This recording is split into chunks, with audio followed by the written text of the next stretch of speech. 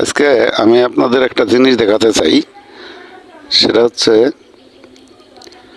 আমার বাড়ির ছাদের উপরে কিছু জায়গা আছে। সেই জায়গাটা আপনাদের আগে দেখাই এবং পরামর্শ চাই। আপনারা দয়া করে পরামর্শ দিবেন।